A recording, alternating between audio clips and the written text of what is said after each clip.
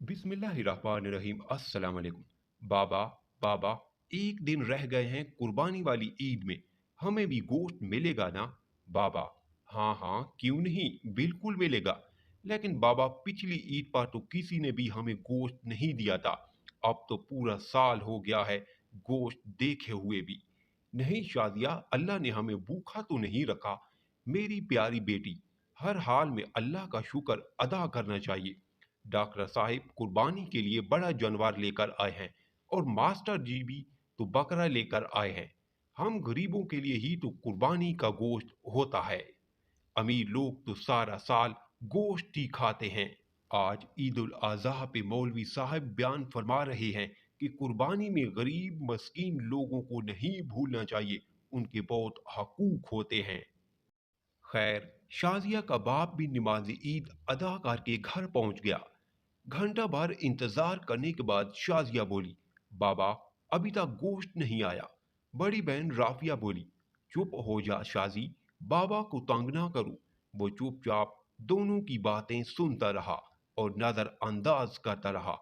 काफी देर के बाद भी जब कहीं से गोश्त नहीं आया तो शाजिया की मां बोली, सुनिए, मैंने तो प्याज टमाटर भी काट दिए हैं, लेकिन कहीं से भी गोश्त नहीं आया।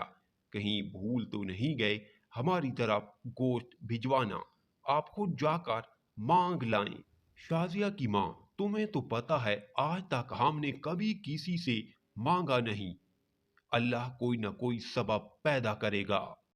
दोपहर गुजरने के बाद शाजिया के इसरार पर पहले डॉक्टर साहब के घर गए और बोले, डॉक्टर साहब, मैं आपका पड़ोसी हूँ, क्या कुर्बानी का गोश्त मिल सकता है?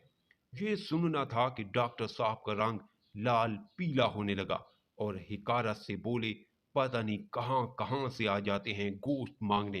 तराख के दरवाजा बंद कर दिया। तौहीन के एहसास से उसकी आंखों में आंसू आ गए और बोझल कदमों से चल पड़ा। रास्ते में मास्टर जी के घर की तरफ कदम उठे और वहां भी वो ही 10 सवाल।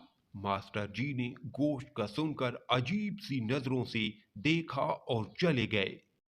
थोड़ी देर बाद बाहर आए तो शाबा देकर जल्दी से अंदर चले गए, जैसे उसने गोश्त मांग कर गुनाह कर दिया हो। घर पहुंचकर देखा तो सिर्फ हड्डियां और चर्बी।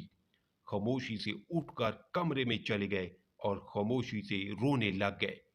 बीवी आई और बोली, कोई बात नहीं, आप गमगीन ना हो, मैं चटनी बना लेती हूँ।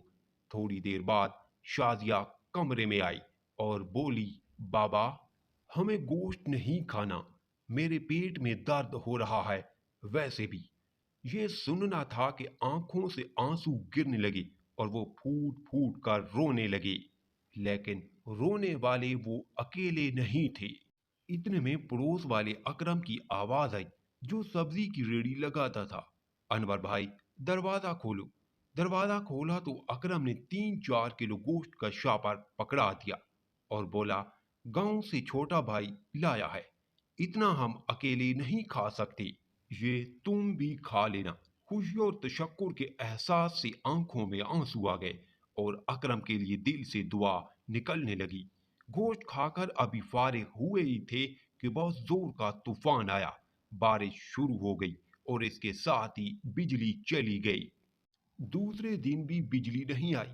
पता किया तो मालूम हुआ ट्रांसफर जल गया। तीसरे दिन शाजिया को लेकर बाहर आए तो देखा मास्टर जी और डॉक्टर साहब बहुत सा गोश्त बाहर फेंक रहे थे, जो बिजली न होने की वजह से खराब हो चुका था और उस पर कुत्ते झपट रहे थे। शाजिया बोली, बाबा, क्या कुत्तों के लिए कुर्बानी की थी?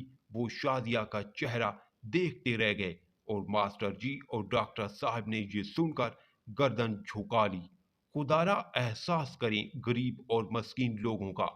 ये सिर्फ तहरीर ही नहीं, अपने आसपास खुददार मसाकीन की ज़रूरतों से हिम्मा वक्त आगाह रहने की दरख्वास्त भी है।